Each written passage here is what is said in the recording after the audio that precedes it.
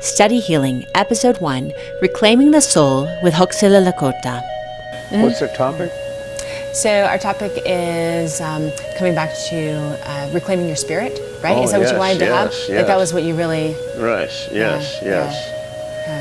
I think, well, when you go into reclaiming spirit, it's not reclaiming the spirit, it's reclaiming the soul.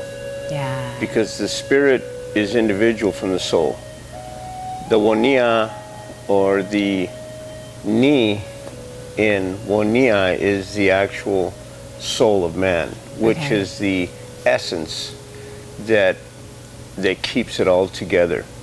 The spirit, the soul, the body, and the mind, when they're fused, they become one. When we're born in that oneness. When we take the breath of life and become the living soul, it's that wonia, the life, the essence that we lose when we go through traumatic events or splits. The New Age people call it soul loss, right, or soul retrieval. Right. And when you retrieve the soul, you bring that back to its original state. So Hoksila Lakota, your full name. Yeah. When did you start doing this work? When did you start actually doing what you would consider your retreats and start actually working with groups? Probably about 25 years ago. Okay. Yeah. And what brought you into that? What was the catalyst for that? Well, I went through just a few events that brought me back to my original self. Discovery. I went into a motion of discovery to find out, where did I come from? Why am I here? Right. Why am I feel separate? Right. What's my true identity? Right. Yeah. And I take that back to looking at coming from the Star Nation. As human beings, I believe that we are numbered as the stars of the heavens and the sands of the seas. We come to Earth and we lose the illumination. So what happens is we go through life trying to be illuminated. We're trying to be recognized by man rather than by the Creator. And we want that illumination. So what do? We go through different fads and go off into trying to find that true identity that lives in that star realm. Right. So tell me more about this star realm, because that sounds very like kind of woo-woo, to star realm. But the idea that we all need to be recognized and that we all want our light to be recognized, that is something that I think everyone that hears it would be able to recognize, that yes, they have that in them, and yes, they see that in others. It's like the Namaste principle, from India. But so what is when you say star, we're all star people, and our light being recognized? We are spirit and soul, and body and mind. We can recognize the body and mind because there's a lineage that goes to that. Right. That help create this physical form. But now let's go back to the spirit and soul of who you are. Because the essence and the life that moves in and out of you, how do we measure that? How can we put a name on that unless we get out of this and tap back into that, which is the unseen? We just get too caught up in this world of matter that doesn't really matter, because when we die, we go back into the earth and become that matter. I love that sentence. We're caught up in the world of matter, but it doesn't really matter. Right. But most of us want to make it matter because we want to be recognized again, and we want to be the rock star. Right. But how many rock stars are out there that are completely depressed, even when they have it all? So many. And how many trust fund babies think that the trust fund is actually the source of their problems? Exactly. So when you look at really coming back to the star, you're going back to originality. Right. Now, when you talk about originality, we lose originality when our name is put on a birth certificate and we take somebody else's name that's not original. In our culture, when we do naming ceremonies, that name is unique. And the one that comes in and does that naming ceremony connects back to that world of the unseen and gives you your original name so that you know where you're going when you depart from the world of matter. So is this in Cherokee and Sioux traditions? In or all the Native American traditions. And it's interesting because I grew up LDS, so Mormon, Church of Jesus Christ Latter-day Saints, and there's a naming ceremony with that too. So it is interesting that idea, I'm familiar with it. Well, it's the correlation, I think, is really cool. How it, most cultures, they do the same thing, but it's in a different format. Yeah. Which is really neat. But to me, I look at, truly recognizing that true self that lives within you, that lives within the heart of a human being. Because we have the heart, and then we have the lungs that holds the breath, which is the soul. Right. When the Creator breathed into man. So this is the knee. Right, the knee, wonia. It's the soul of man. And then you have the body, and then you have the mind. And so, to me, I think we grow into our spiritual attributes because we come from the spirit world with talents and gifts, and we grow into those rather than the way the world looks at it and says, well, that's an infant and they don't know. But the reality is they do know. Yeah. They have that intelligence already encoded. But it's the program that we take on that creates the layers. And with those layers, that's where we start losing that real identity, the true identity, because you want to take on somebody else's perception of what you need to be. So you feel that disconnect with your true self. Oh, yeah. How do you think this correlates with the idea, because you've actually studied cross-culturally, and I have as well, and I love having that and that connection and actually seeing the things that are truth all around the world, Yes. So how does that connect with the idea, like the Buddhist idea of awareness, or some of the other cultural ideas about your true self is the part of you that's the watcher, the part of you that stays stable, but not the part of you that is the actor. Like Right. Eckhart Tolle explained this to the Western world really well, this idea of being your awareness, But are you familiar with his work? Yeah. A little bit? Yeah. So he has the pain body, and he has the ego, and he has your awareness, that you're that watcher. Is this the same idea that you're talking about? Well, we go into four bodies. Like there's the spirit body, the soul body, the physical body, and the mental body. And I'm aware of that, and the identities and things that we pick up through television, through Right. different fads and people and social media, or wherever we decide to move in and aspire to, we lose that ability to really know that original identity. And I think we do feel a disconnect from that. So since I mentioned Eckhart Tolle, he says that you are never less yourself than when you're trying to be yourself. He'll say just Right. try to be yourself and see how that goes. But then again, when you're talking on a physical form, that's one thing. When you're talking on a spiritual, it's another. Because our mind might say, well, this is who I am, but the heart may be saying contrary. And that's where the struggle starts taking place and division starts happening. Right. Because what happens is your heart knows what's real, your breath says contrary, and you split the tongue. So you tell the lie, and you become forked tongue. And then once the tongue is split, then the house is split. And the house is divided, will never stand, because you're not in your original place. Because the original self has the marriage of right and left brain.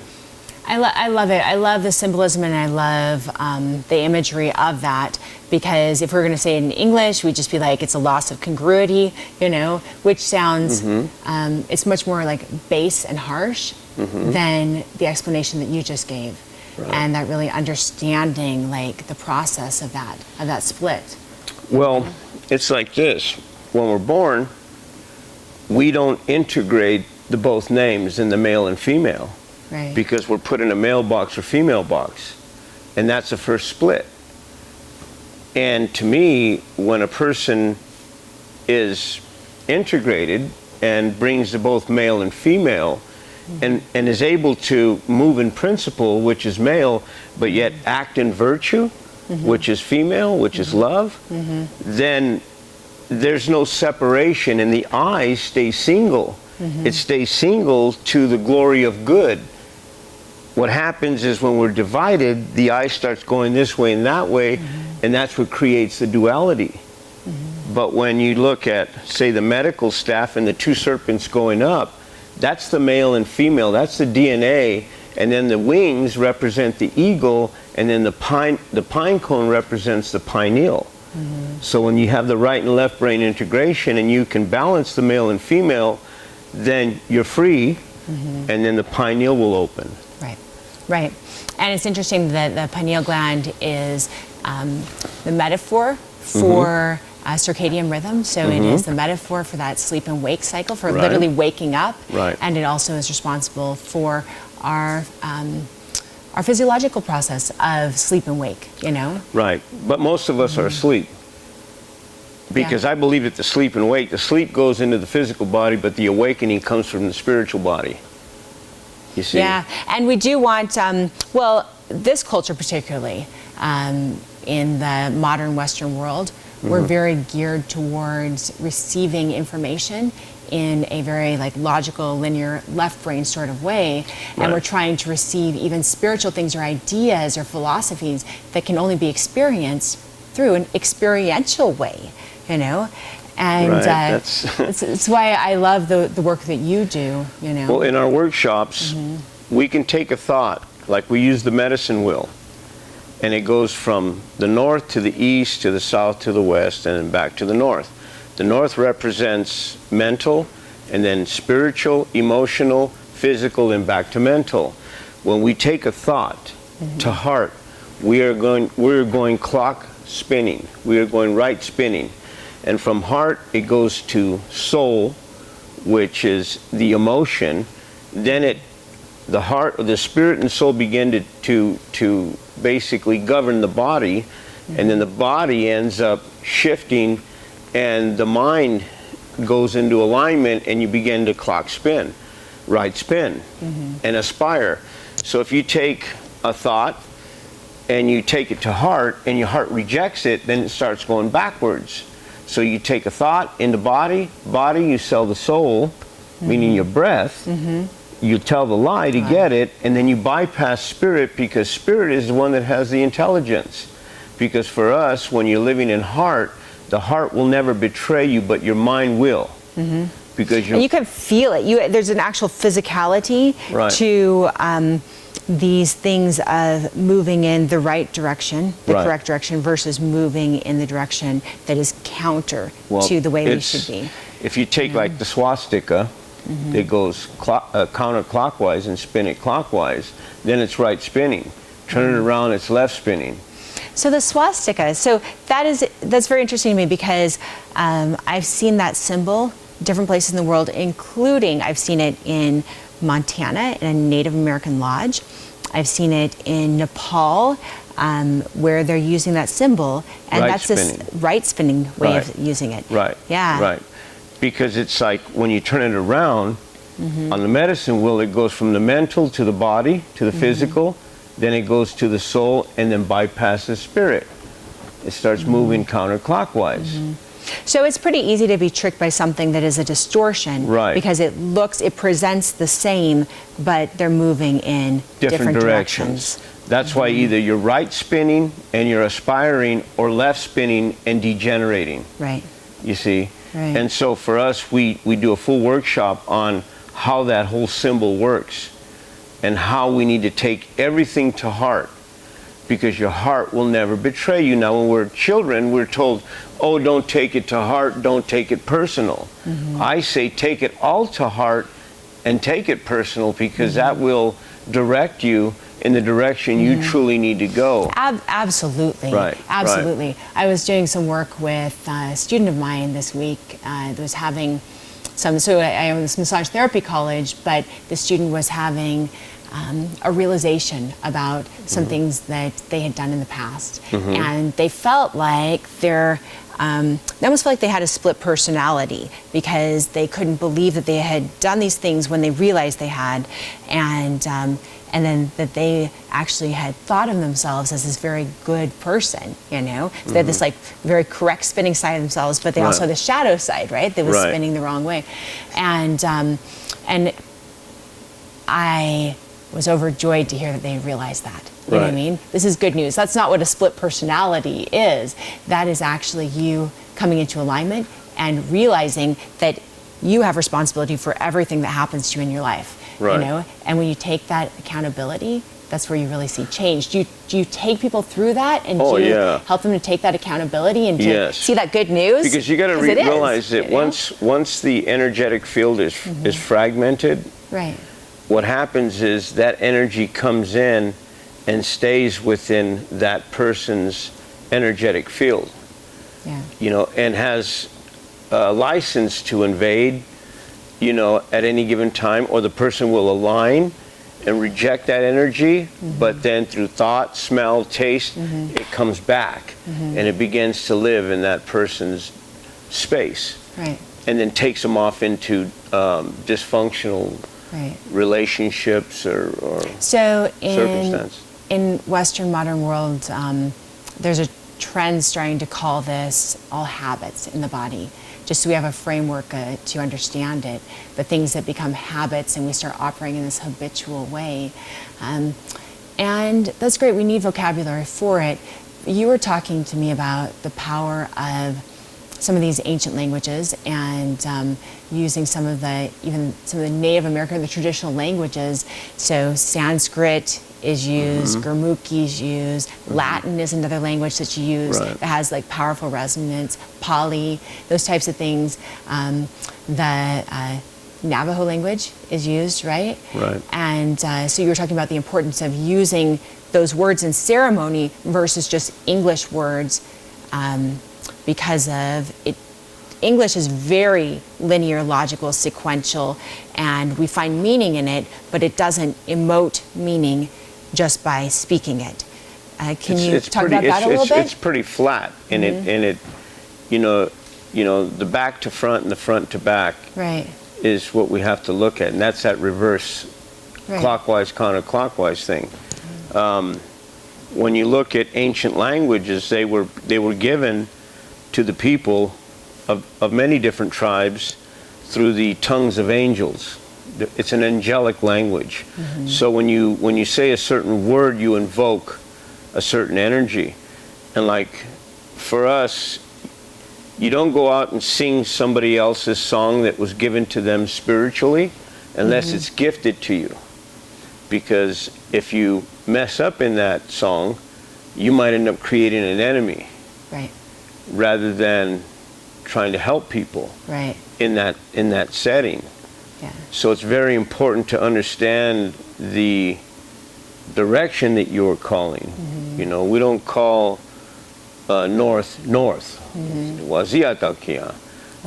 You know, we're calling in the true name of the one that holds the energy of the north or the east, and the attributes that come from those directions that we have to truly understand.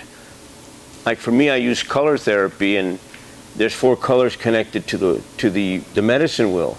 And normally I'll take people through a workshop, and I'll ask them to choose a color with their heart, not their mind, to let spirit choose that color, because when they choose that color will reveal the direction they need to sit in the lodge, because that grandfather, we say, or the one holding that energy in that port, will come in and minister the healing for that individual just through the color they chose. You see, whether they have a problem within the first chamber, second chamber, third chamber, or the crown. Yeah. So to recognize how that works and teach people is really important, because for us, recognizing the East is important, because awareness, acceptance, and accountability come from that direction. And everything that's living and breathing recognizes that direction when the sun comes up. We try to live under the sun and have no shadow. You know, we do that in ceremony to connect back to the re-erection of the tree, the resurrection, leaving the old part of you behind and coming forth as a new. That's what the whole ceremony is about. Yeah, I think what you have said about actually understanding the language, and earlier you spoke to me about the importance of really understanding language, understanding the ceremony before you go into a place where you're leading someone through that. That's so important, because we've both studied in multiple traditions, and I had an experience a long time ago with one of my teachers where it was in Thailand. And I was interested in the idea, I'd heard about their magical tattoos, and I was interested in the idea of the Sakyanth. And these are basically tattoos that the literal translation is that the monks or the Rusi, these are holy men, will put the magic into it, and they're blessings. They're blessings so that you will have protection. They're blessings so that you will have all the things that people want. You know, all the things that, all the human needs that we all share together. So love, prosperity, connection, safety, all those things. And so I was interested in the idea. And they also had these things called Yantra Cloths. And so I went to, it was an antique store in Chiang Mai that I went to, and it was really expensive. And I was new to this work and new to understanding Thailand and the traditions and the culture.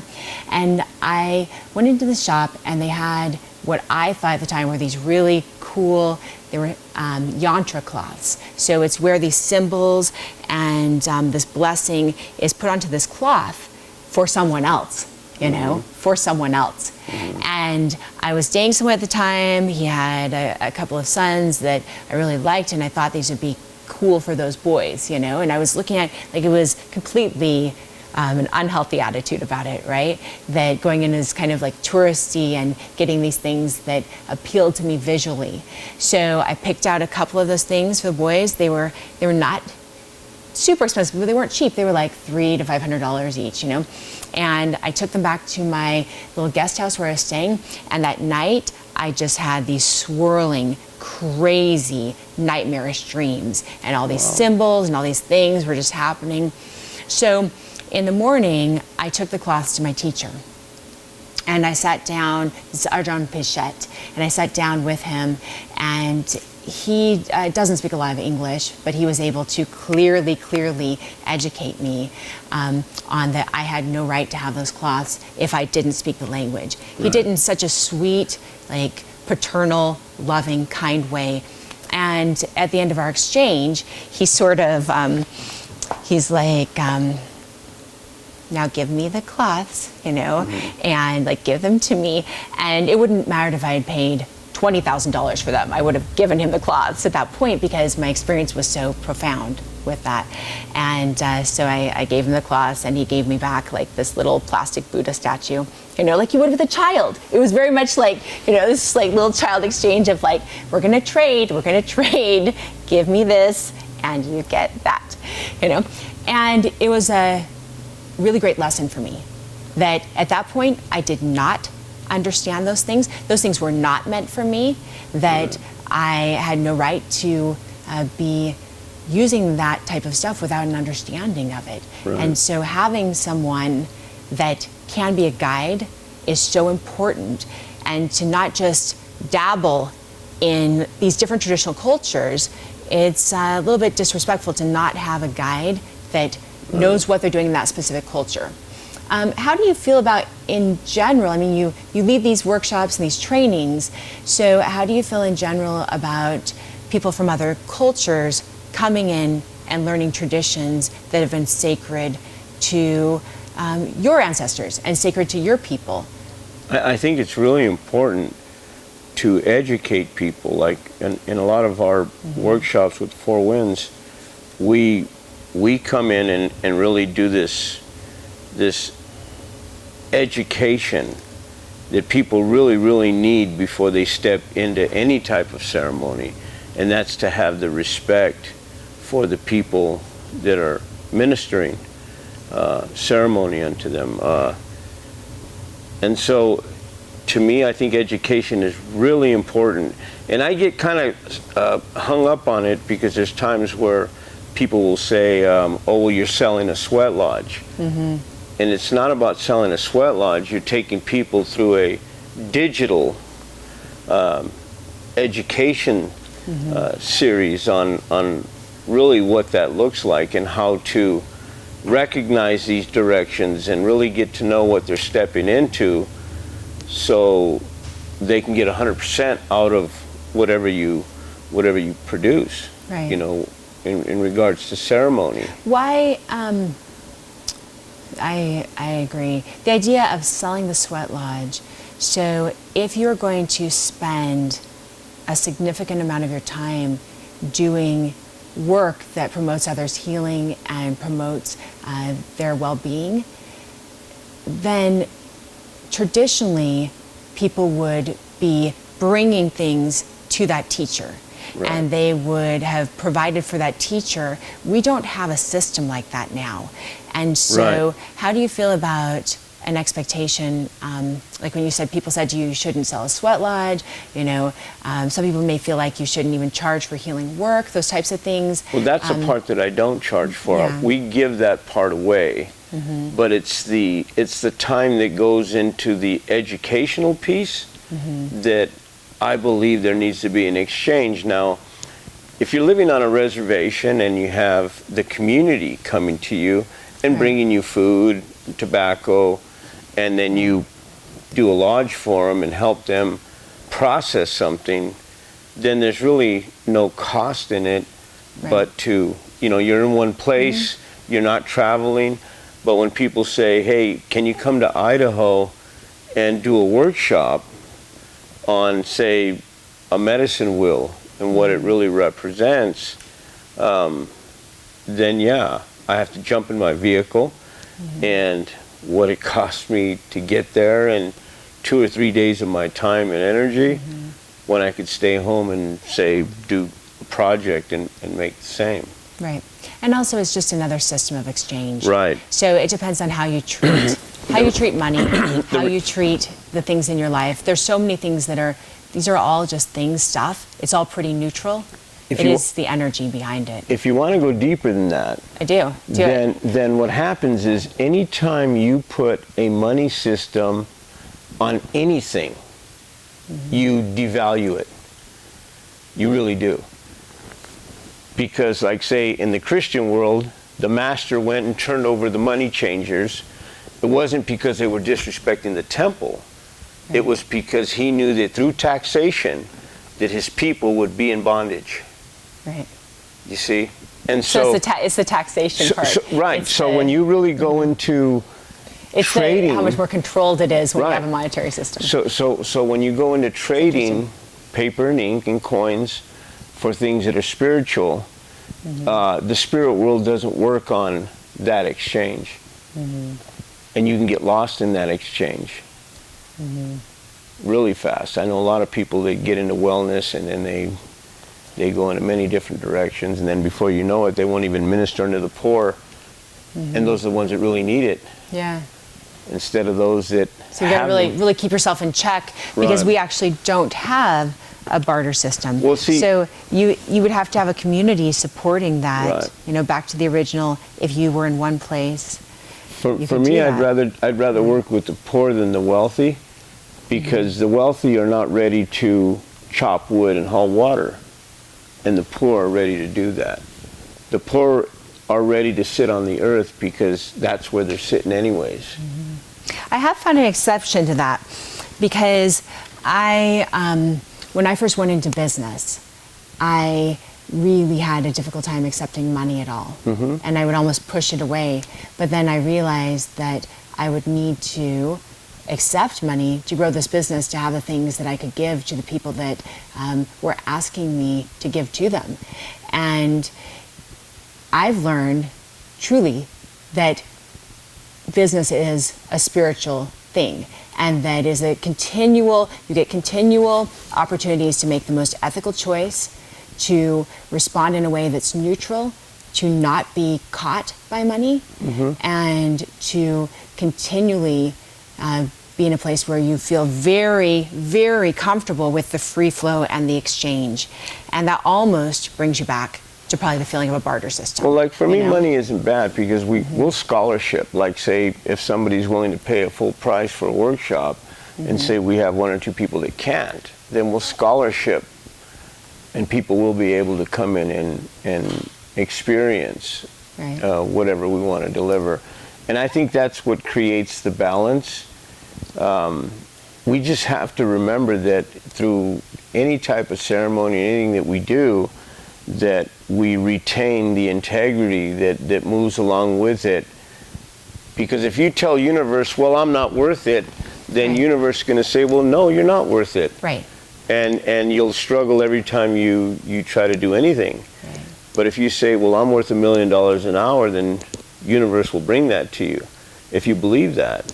So to me, I don't really put too much on the money part of it, mm-hmm. because I know it always comes forth, mm-hmm. whether it's at that setting or a week from then.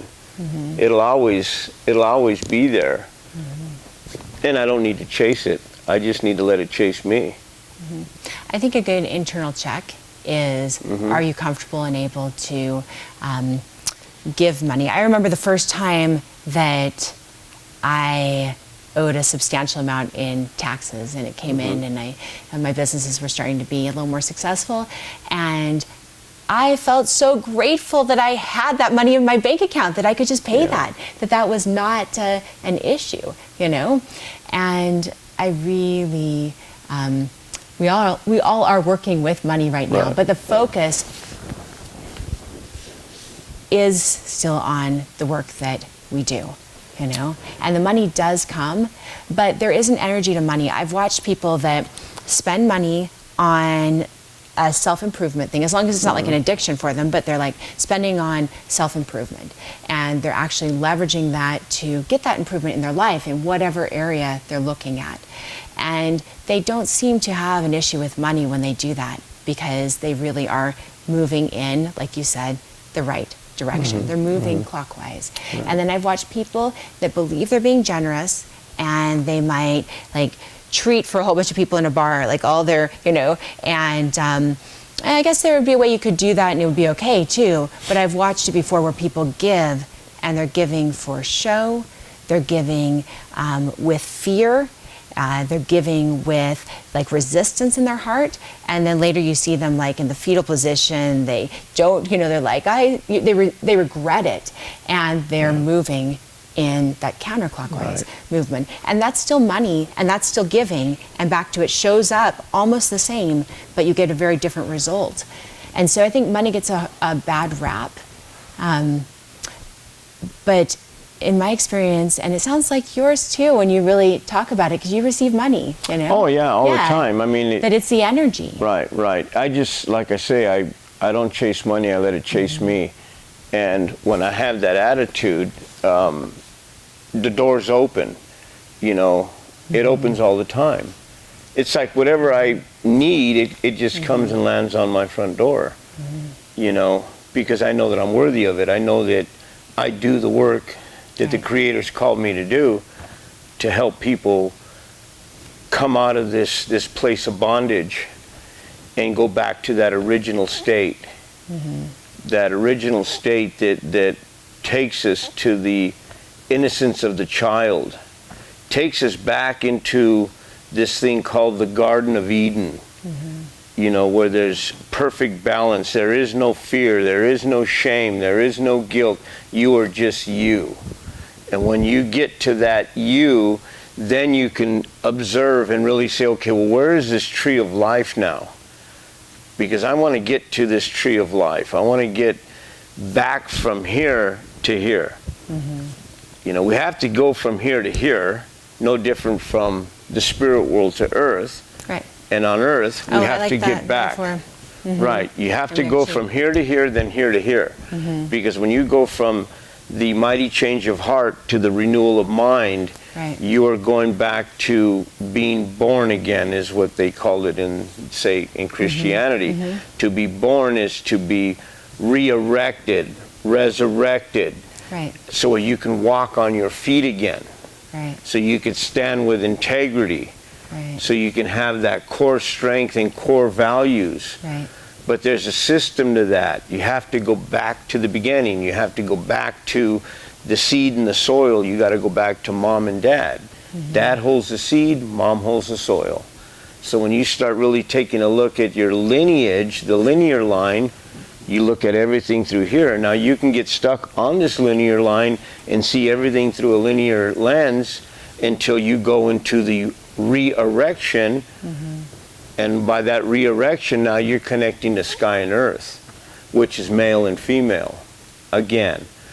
But you're walking upright. You know, you're not falling over and letting people walk all over you. Because that's what usually happens when we go through a event that we coin bad. We take a fall and we don't get back up. And we become a victim. Right. And we become stagnant energy. We become stagnant water. And what do we attract? Mosquitoes, bloodsuckers, stench. And that's where we stay until we die. So I think at this given time, with everything that's happening in the world, that it's a good thing that we have to go into our home. Because what that's really telling us is go in here. And stay in here for a moment and take a look at what's real and what's not. Yeah, I definitely believe that whatever happens in life, that it's a very good idea to be a lover of reality and to find the gift in it and to really find the way that it can be empowering. And so that is very empowering to use as a metaphor, that means for us to start looking inside a little more. Right. And that introspection, that it is the way to start re-emerging. I mean, I love that Re-erecting. That visual of re-erecting, because it is like we start out on this path in life and we have our interpretations, our traumas. No one can traumatize us. We can only traumatize ourselves through our interpretations of that trauma, right? And so then after we've had all that happen, finding ways to gain that understanding and to clear all that and come back to where we originally were it still is the idea of you have to unlearn everything you learned. That you know when you're here that you really know nothing, and it is a journey that we all have to go through. So, well, it's emptying the trash and rebooting. You know, how many belief systems have we taken on? You know, everything now that used to move in a circle is now in the square. Because what we've subscribed to is a square system, a system of complete logic. When you graduate school, they put a square cap on a round head, and they move the tassel, and they move the tassel from the left side to the right, which is from the female to the male, and then it's an induction to a square system. And with that square system, you stay in that square. But prior to that, you come from a round birth canal, and then you're put in a square crib. You're given a name that comes from a square book. You go into a square home. Nothing square in nature. Nothing square in nature. I mean, this is traditional cultures understood this. The architect Gaudi understood this, you know, and brought it into his designs. that nothing is the straight lines and square. Well, it's very much against nature. That's why we believe that Unchimak, our grandmother Earth, the Creator creates everything round. You know, the tree is round, and we cut it, mill it, and turn it into a square, and then build a square institution and lock people in it. You see, and so really, indigenous housing, we're all round. The teepee's round, the hogan's round, the igloo is round. In Mongolia, right. the homes are round. The Also, homes are yurts round. are round. And that's the way energy moves. And see, we've stepped away from that and just really adopted this square system. Like when I was in New Zealand, talked to the elders, and their homes and huts were round until they introduced the square marae, and they called it a prayer house, but it was made with plank and wooden floors, and it was nice. And they accepted that part of it, of that square home. But really, it took them into that square system. It took them into it, right. Right. It inched them into Right. it. Right. So now we feel like our true identity comes from Gateway, a university. like the gateway drug. Right, right. Like, here's just one little box. Just take one little box. Right. You don't have to take all of them. Right. Just try one. So, you know, we have to get back to that universal circle again. Yeah. We have to get back to honoring the sacred feminine, the earth. We have to... So this idea of the sacred feminine, it's been talked about a lot for a while now. I mean, all through my lifetime, this has been something that's been talked about. And at what point, so when we try to shift a pendulum, we rarely come to just balance. So at what point do you think it's going to swing too far into the feminine and then have to start coming back? Like, where do you think we are with the pendulum right now with all of that? I think really it can be a distortion, because to me it's like, I know a lot of people or feminists that are becoming too masculine and too... So they're not moving more into the feminine. Right, right. They're moving into like aggressor. And Right. into, Well, they're taking on both roles of the female and male, and they're really booting the male out. But that's part of another system of the male out of the home and the female just raising the children. Yeah. And it's in our culture right now, but in all cultures, I mean, Hippocrates was Socrates was killed. You know, Jesus was killed. It's by the people that they were serving in many cases. And so for me to say, I was about to say that it's very controversial to say anything about the masculine and feminine right now. But I think it's important to do that because there are a lot of misunderstandings about it right now. Well, there is. Well, the thing about it is how do you even examine the masculine or feminine when you really haven't even examined your heart? Because your heart isn't made to be mean. Yeah, it all goes back to examining right here. So when you really look at the heart, I say, well, you know what? Test your heart and find out what's real and what's not. Take a look at the lower chamber, and if you're living in appetites, and it's all about, you know, driven by sexual energy, then the lower chamber is basically governing the heart and the mind, because that's where you're living. And so if you're living in the lower chamber, you're living in the animal, you see? So you have to rise up above that. And if you can take the energy from here to the second chamber, where contracts are written or forfeited or rewritten, you know, you have to take a look at that, because that's where emotion lives. And then love lives here, and then renewal of mind. It's like a marriage. When you take a proposal, an engagement, a marriage, and a reception, what are you proposing today to change what you do if what you do is not right? How will you engage with that engagement?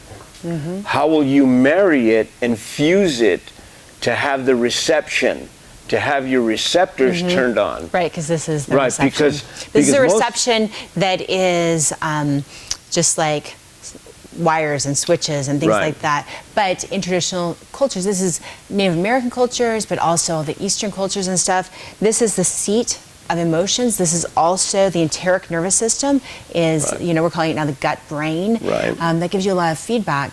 And that's actually controlling a lot of what you do. Well, if your spleen or your solar plexus and your liver's off, Right. then basically you're not getting good data Right, up right. here. You You don't haven't- have healthy emotions. Right, and because you're healthy stuck in gut. your liver and you're Right. stuck in anger. Right. And so what do? Take a drink and try to subdue the anger because you don't want to deal with it. And then Right. you double tax the liver. Right. So each system of the body, we believe in 13 systems. And in each system, it houses energy. You see? And so if you don't go in and clean those systems, then you have dams built up and energy gets stuck. And you want to go and work on people and be the healer, but really you're not expelling this energy. It's actually staying within you, or a fragment of that is staying within you, and then you become just as sick as your patient Yeah. because you're not a hollow bone. You're Right. not just moving it through you. Yeah. You have to be as clear, as Right. clean as possible inside to Exactly. do healing work. Right, right. So, what are some of the experiences that, or what's one profound experience that you could share with us that either you've had doing the work you do, or that one of, do you call them clients? Do you call them students? What do you call the people that you work with when you take them on these journeys? I was in New Zealand about 4 years ago. I met a lady that was diagnosed schizophrenic. When I first met her, she was a friend of mine's auntie. When I first met her, I just didn't even want to get near her because she was filled with many voices. Just energies were just constantly going. One minute she'd be laughing and then crying and then talking to herself. I thought, wow, this one's over the top, right? So we started working together and talking and sharing. And one time I fasted with her, and it was like a port opened and revealed to both of us that the reason why she was in the state that she was in was she held the genealogy of her people, both on mom and dad's side, and the voices that she was hearing were the names of the people that were coming to her that were in the spirit realm, wanting her to do the bidding for her in the physical. And so we started chipping away at that. Within 1 year, 13, 14 months, she was clear of all voices and off of all medication. How's she doing now? Great. Yeah. Job, marriage is stable. The medical kind of felt funny about it because it was like... Of course they do. Yeah. Yeah. Well, because that has been something that Western medicine and psychology has kind of had an aversion to. They like to have things named Right. the way they name them, not to morph over to the way that traditional cultures have named these things. And so if you're talking about spirits of ancestors or finding those types of sources for those voices, that's not something that they readily accept, you know. It's seen as unintellectual. Right. And it's seen as counter to their science. Right. But when you really start drilling into it, there's not a lot of science behind our mental illness, and we don't have good solutions to it. Right. And anyone who has dealt with family members, loved ones, friends that have these things, mental illness, we know that it tends to be a continual struggle, you know, that you don't just go to the doctor and get this fixed, you know. Well, you know, medication and stuff, it has its place. Right, it has its place. You can't, you know, perform surgery without it, or numbing agents or whatever, you know, and it does have its place. But to me, to say, well, we cannot help you unless we do a diagnostic here and put you on something and then give you government assistance.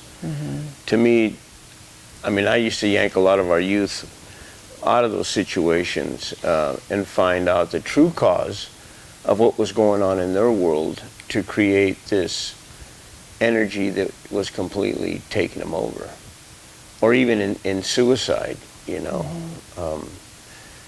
I've had incidences where people would call me completely under the influence, ready to take their own life, and to share things of spirit with them and bring them back home and bring them back into sitting on earth and taking our men and connecting that root chakra to earth to really feel the female energy that comes from our grandmother, from earth. Then they can start feeling that pulsation, and then they can start breathing again and falling into this rhythm of life rather than sedate. Sedate is see you at another date, sedate.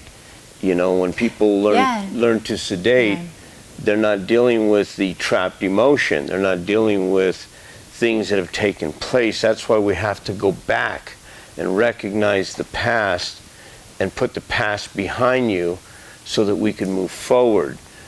To fast is to speed things up. When we fast, we speed up the internal side of us.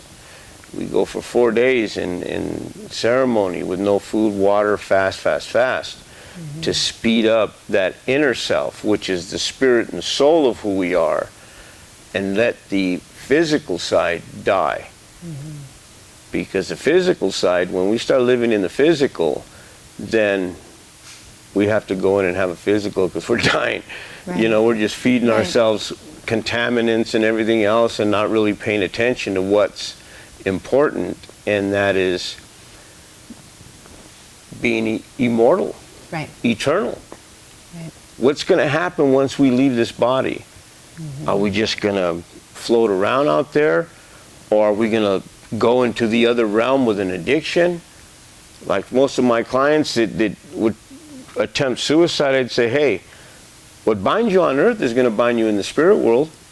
What you create here is what you're going to take there. Yeah, I have a friend who's chronically suicidal. And it's interesting because the attraction to suicide is as a way out of this physical plane. And so if your belief really is that you'll escape all of that, then you might have that attraction. But if your understanding is that things continue on and you take it with you, then you really are faced with almost like this anticlimactic moment of the drama stops and you're right here and it's time to look at reality, take accountability, and start moving forward. But it's almost like this fantasy, like suicide's this fantasy, you know, fantasy realm of, you know, keeping you like that's going to be a better way, it's going to save you. It's almost like no different than someone who thinks there's like a special person on the earth that's going to provide for them and take care of them, and, you know, and they're looking for that. People sometimes use suicide as a version of that, a version of they're a needy child and there's a way out, you know, or someone else that's going to take care of it. So that facing that you are the one that will be taking care of it is imperative, you know. And I learned that mostly from the training that I've had in Eastern traditions, but I loved hearing about that from some of your Native American traditions as well. I had an uncle that spent a good part of his life on earth as a heroin addict. And my grandmother and my grandfather split up, and there was my mother, her sister, and her brother. They all three have passed already. But my uncle spent half of his life addicted to heroin because he really didn't feel the love of his mother. Every time he'd come into the home, his mother, my grandmother, would look at him and see the husband that abandoned them. And never really gave him the unconditional love. So he left this earth finding love in heroin. And I remember once he came to me in spirit and said, there are things that you need to do for me that I'm no longer able to do. And that's to tell my mother, your grandmother, that I forgive her for looking like my father. For treating me in a way that created this lack of love in their space. And I went to see my grandmother one day, and I said, you know, Grandma, I says, I had a visitation from Uncle, and he wanted me to say something. And she says, what? To forgive him for looking like his father. Because he never felt the love from you. And she started to weep because she knew it was true. And she said, you know, tell him I love him. And I said, no, well, you tell him because he's standing right next to you. Right.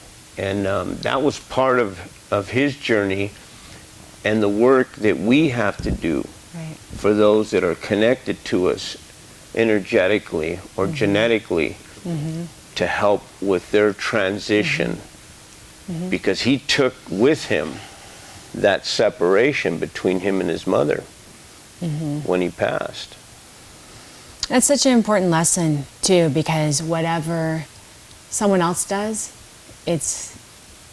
I always try to look at in what ways have I done that? Because we could all look at ourselves, and I would say that most of our reactions to other people, especially if it's a stranger, where we have like a visceral reaction, a lot of that is probably coming from some other thing in our past that reminds us of that person, and we're making them, you know, pay for that, you know, sin's too harsh of a word, but we're making them pay for that perception that we had of that individual and the trauma that we actually, I felt this strongly, that we actually gave to ourselves, you know, because we really are. It's our subjective experience, and that's the only way we can be traumatized. We've probably noticed now as we've gotten older, or as we have different understanding of things, that it's harder for things to have that effect on us because of our understanding. That's all internal, you know? Well, to become immune is to say, forgive me for doing whatever I did to make you offend me. Yeah.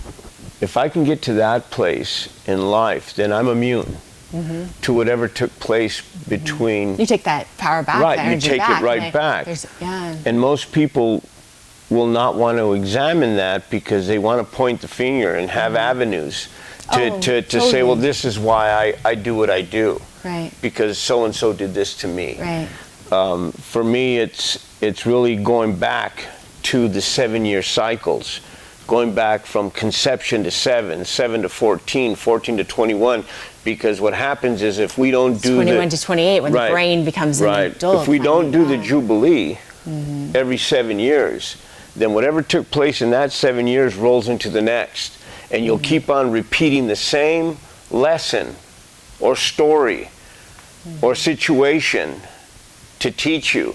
And until you get it, that's when the coin drops, and then there'll come another one after that one. So to me, it's looking at conception to 7, what mom and dad were going through at the time of your conception, and what was going on even in life.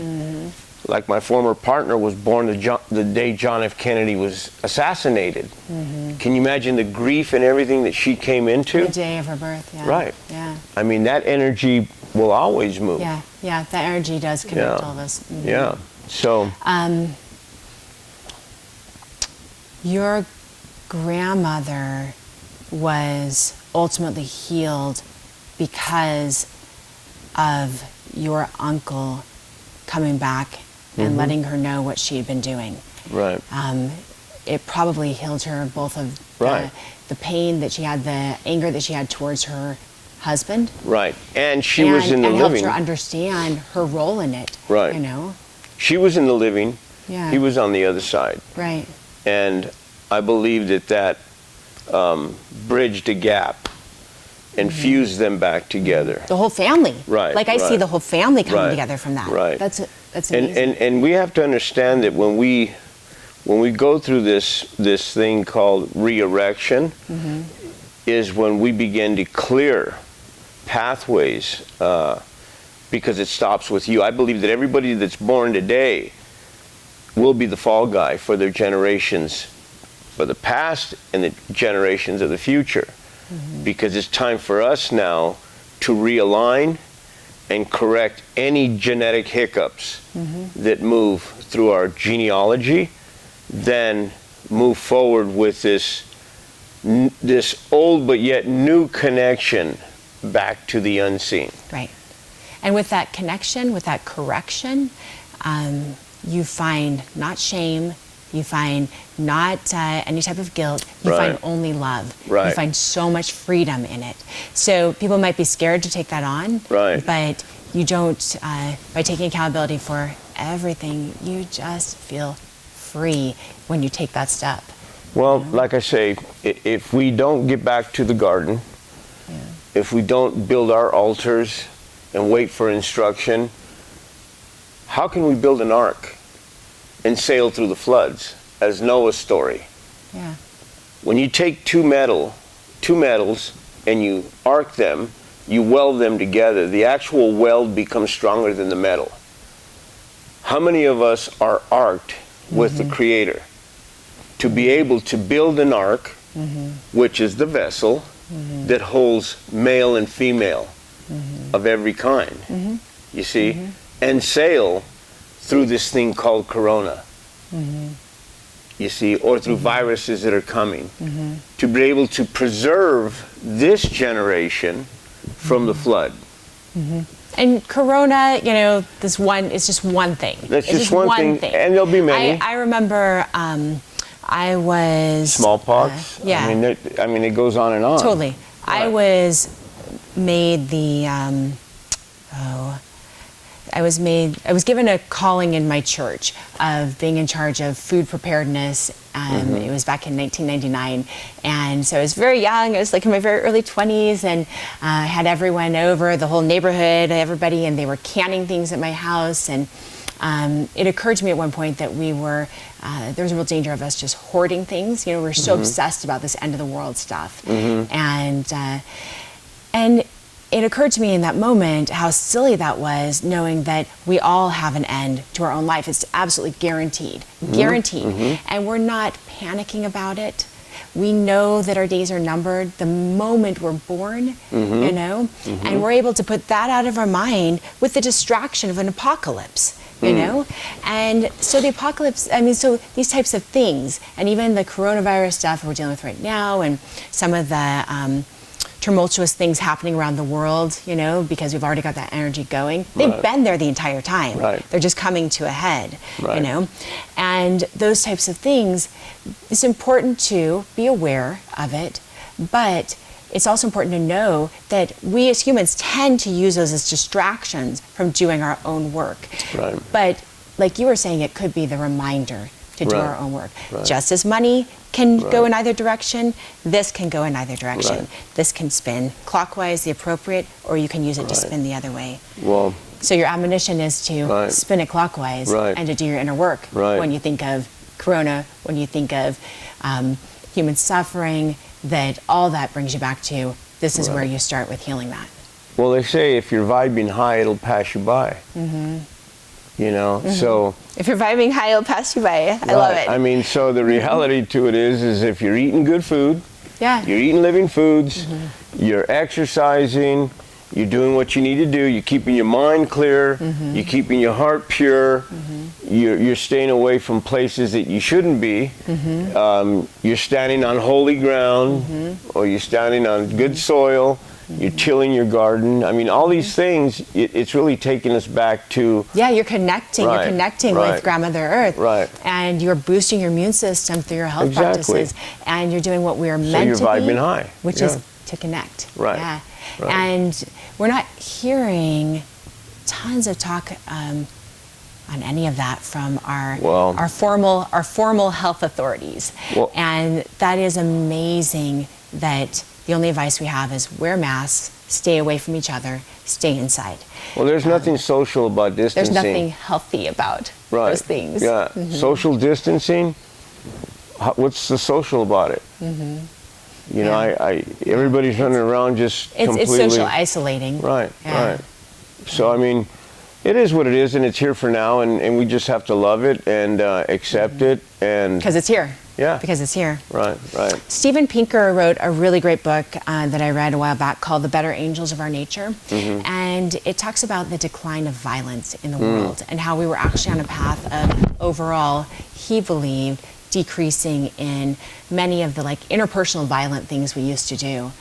And he talked a lot about like some of his rationale about why he thought that we had decreased violence was that we started seeing that star in each other. We started seeing that namaste principle. We started seeing each other's light.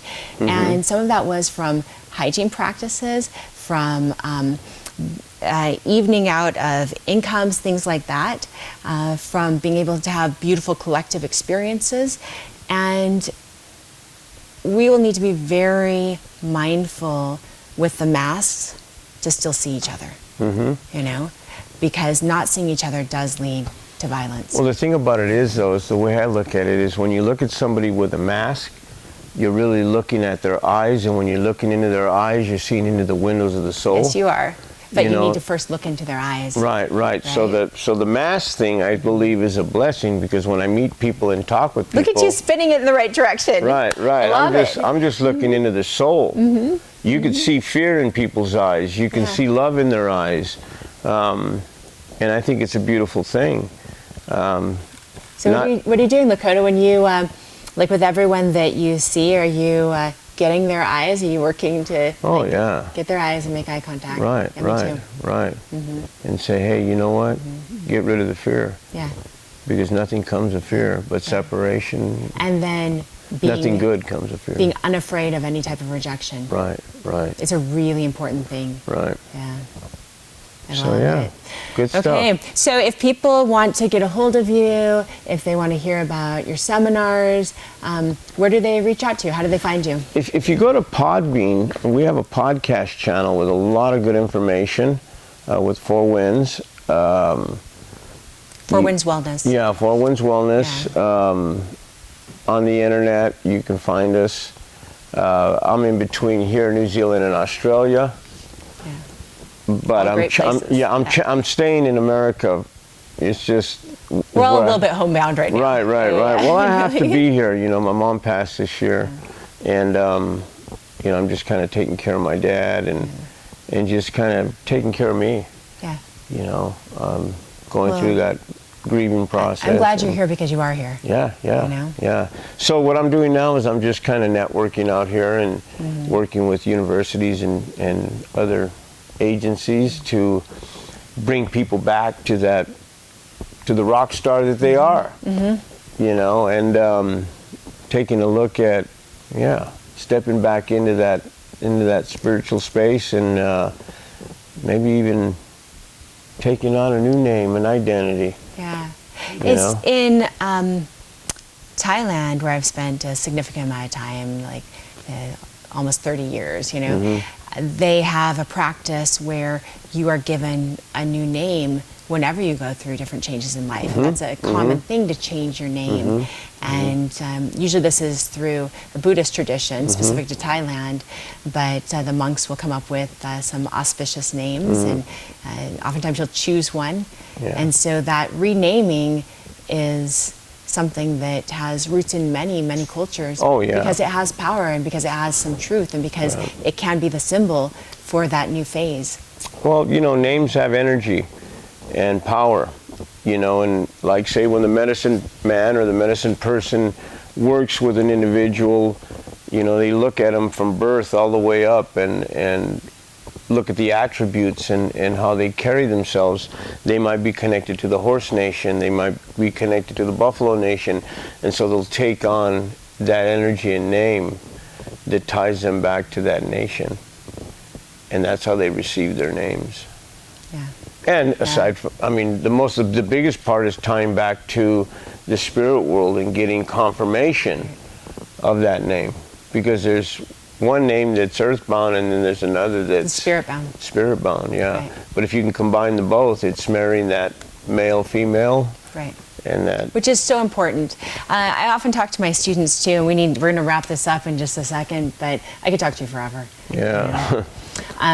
But I talk to my students about the importance of merging that male and female, but also the idea that Western medicine and a lot of Western psychology, things like that, they do have a very masculine feel to it and very dominant, and it's the seen, and it is the objective experience, but all of our quality of life really comes from our subjective experience. And the traditional cultures really studied that so in depth. You know, That was such a strong focus. And so blending those together and marrying them, it seems like a pretty good idea.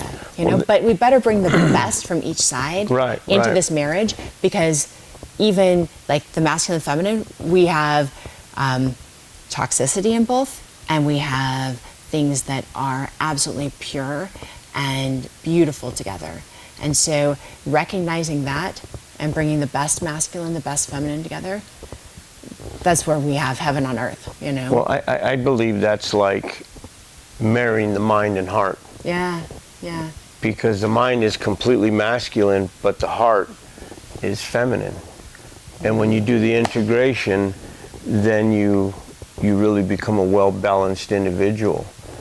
And a lot of us want to stay in our mind because we want to be witty or an intellectual that speaks beyond, or want to be a great inventor. But really the reality is when we marry that heart and mind, we're really bringing the male and female together and becoming one within ourselves. Because the longest journey we'll take will be from here back to here. And you know what? It's so important to do that. And going on that journey, doing that inner work is really important. I said that business for me has been a spiritual experience. Right. And it's things like recognizing the transition from being willing to be tempted by almost any customer. And then you get to the point where after a while, when you have that connection and that strength, you're way more selective, You would rather lose your entire business than do something unethical, And you really are willing to go to that place. And it is that confidence that builds inside you, and that connection and the ethics and the strength that you have from doing that work. I call it awareness. Because if you're not aware of your surroundings, then something will creep in. It might smell good, taste good, look good, but it might be also wrong. Because it presents the same. So you have to really be aware of what comes in and out of your world, and that's where we go into the Sacred Path program. Talks about the energetic field and how to restore that field where nothing can get in. Right. Because it's like an egg that's fragmented. An egg that's fragmented loses the albumum, and then the yolk spoils. When you lose your power, it's like losing the albumum, and then your spirit spoils. You see, but how did it get in? It got in through a port. Right. It fragmented that sacred space and sacred hoop. Right. Yeah. Yes. So, standing guard. All right. So, all right. Thank you so much. You bet. For information on becoming a licensed massage therapist, visit zmc.edu. For information on continuing your education in massage therapy and bodywork, visit studyhealing.com. If you like this video, don't forget to subscribe.